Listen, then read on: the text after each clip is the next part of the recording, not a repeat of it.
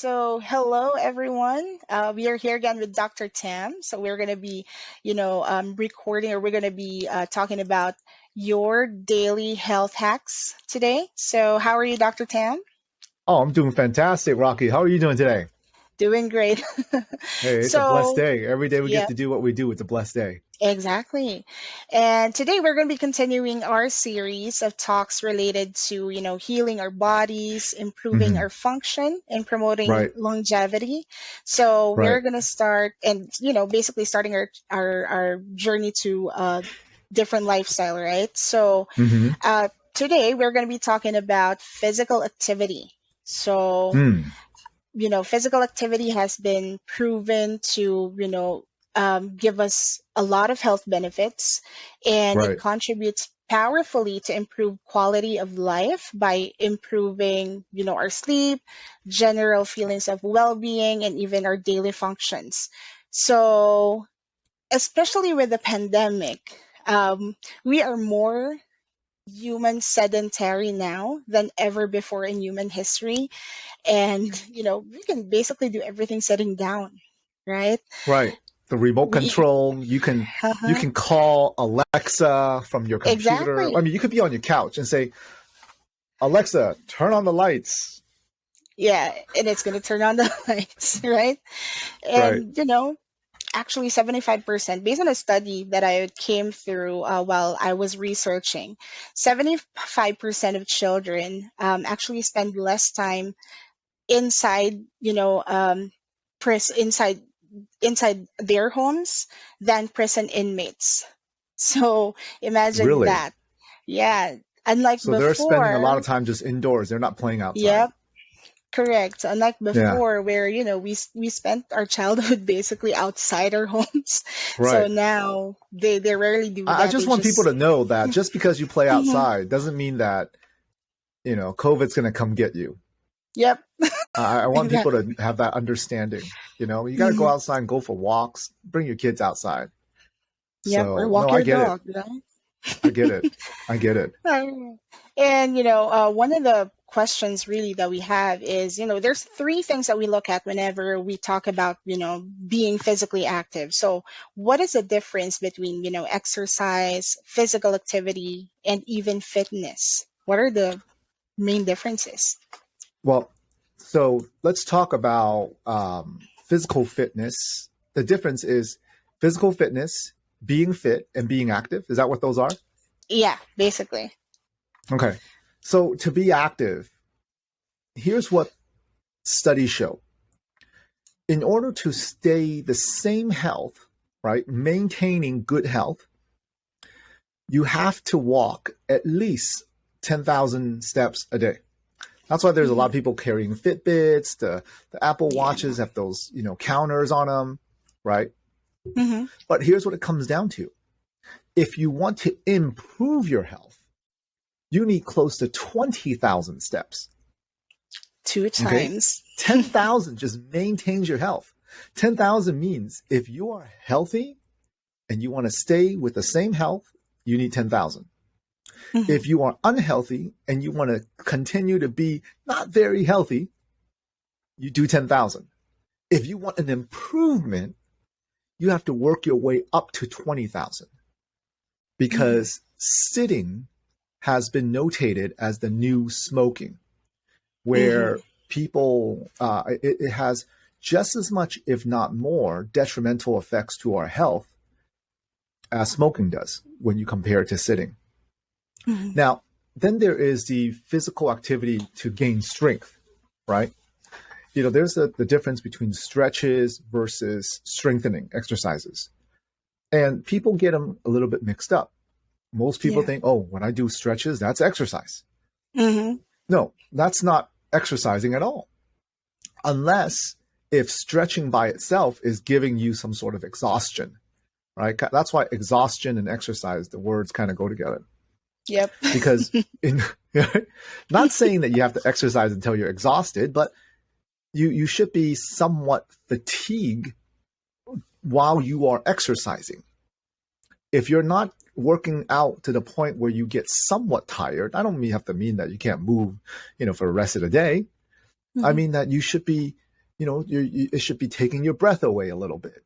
Your heart Mm-hmm. rate should be going up, you know? Mm-hmm. And that's another thing. Looking at heart rate, people wear those heart rate monitors. The most accurate ones are those ones that strap across your chest and you have a watch. Mm-hmm. I mean, of course, there are Apple Watches, Fitbits that check your heart rate, but they're not as Right. accurate, right? 220 minus your age is your maximal heart rate. So for me, I'm 40. 220 minus 40 It's is 40, 180. 180. So 180 is my maximal heart rate. That means if I want to work out at my 80% heart rate, right, I have to take 180 minus 36. If I did my math correctly, that is 144, Mm-hmm. right? So Right. my heart rate would have to be consistently at 144 to be at 80% max heart rate while I'm working out. So I think that's where stretching, my heart rate barely goes up. If anything, it might go down. Mm-hmm. Because when I'm stretching, I'm breathing, right? I was Mm-hmm. almost like meditating breathing for 30 seconds to 60 seconds. And when I hold a certain position, so it's not going to be hard at all. Mm-hmm. So people should really look into about at least an hour, if they want to better their health, an hour of physical activity. Half hour just keeps them where they're at, Mm-hmm. half hour or less. And if they're sitting more, well, they need to walk around a little bit more, right? We have a Right. hallway down here. Sometimes I'm doing lunges down the hallway. Wow. You got to do that, right? Mhm. Right, Yeah, just to keep your body moving. And yeah, that's actually correct. Based on my research, the recommended guidelines for, exercise is at right, least 30 to 1 hour daily, right? And right. actually, about 80%, as they say, of Americans do not meet that requirement. Oh, So absolutely. so it should be moderate exercise, just like what he said. So if you're doing moderate exercise, it basically you can talk but you can't sing, right? Unless you're Beyonce, Exactly. of course. Yeah. You can talk and have a conversation, but you Mm, should be like breathing harder, right? right, If you're right. not breathing harder, you're not trying to catch your breath a little bit, then you're just, you're not doing anything. Hmm. Right. People think that, oh yeah, if my heart rate's like 110, 120, they think they're exercising. Not It should really. be okay. Yeah. All right. And I guess one of the greatest excuses of not exercising is, I don't have time, right? Oh Just gosh. so how do we manage that, or how do we Well, combat I think it depends on what we value. that? Hmm. The bad thing about health is people don't value it until they You lose have a it. problem. Hmm. They have a problem, right? Most Hmm. people are not getting in front of their health and taking control of their health. See, like why do I just refilled my, I think, fourth bottle of water today, right? Hmm. So I've drank three of those. Each of those is at least 24 ounces, 24 to 30 Hmm. ounces. And most people need to value their health. We will prioritize what is important to us. For example, when a new iPhone comes out or a new technology comes out, and people will stand in line for hours Hmm. to get that, right? I've seen Right. people stand in front of an Apple store for 3 hours they will be one of the first ones to get the new iPhone. Hmm. Hmm. How in the world did you find 3 hours if you don't have time to get your new iPhone, Hmm. right? Where did you Right. find time to do that, right? Now, if you prioritize your health, if your health was only as important as your iPhone, you would spend half hour to an hour a day working on it, right? Hmm. If you knew it was going to affect you that much later on down the line. See, people don't realize is that having exercise in your 30s and 40s has a tremendous impact on your life when you're in your 60s and 70s. Tremendous. And that's the difference. See, my background is exercise biology. That's the difference between someone who's healthy here Mm-hmm. and then slowly being unhealthy over time. Yeah. Versus someone who's healthy, they maintain their health, and at the end of their life, boom, it just drops. It just drops. I'd rather be the one that just drops at the end, who falls asleep and passes away, falling asleep peacefully. Mm-hmm. One of the organs stopped working. I don't want to be dealing with that failure of an organ, or like a kidney failure, liver failure, heart Mm-hmm. failure, lung failure, for like 5 to 10 years. Mm-hmm. Exactly. Yeah, and See, that's also what I've read, that as people get older, they get more diseases. So I guess right, it's really the way that you manage your lifestyle. And right, also, I came across a very shocking, not shocking, study where they said that 40% of okay, doctors, only 40% of doctors, actually do, physical activity counseling, right? And then actually follow ah, through with the patient. yes, So, what do you think about that? um, it's true. Hmm. You said 40%. Yeah, 40%. Okay, I think it's maybe even less. Hmm. I spoke to a doctor recently, and he was asking me about what I do. And I said, okay, we have food management plans. We tell people to exercise. We have them do stretches and everything. And I said, what do you have your patients do? He says, oh, I actually don't. I said, really? I said, so they just do what they do in your office, and then outside the office, you don't even try to tell them? And he's been in practice for maybe a few years more than I have. Hmm. And he says, well, you just can't really control people's lives outside the office. It's just too hard to try. And it doesn't Hmm. work. No one's going to want it that bad to change their life. And I said, well, you're already telling me that you're not willing to tell your patients to even change or attempt to change their life. And yet, how do you expect them to get better? Well, they're just going to do what they do here in the office. Well, if they only do what they do in the office, how would you get better? Hmm. For example, let's say you go to a dentist, right? Yeah. And let's say you go to a dentist, instead of every 6 months, you are very diligent on your teeth cleaning. You go every 3 months.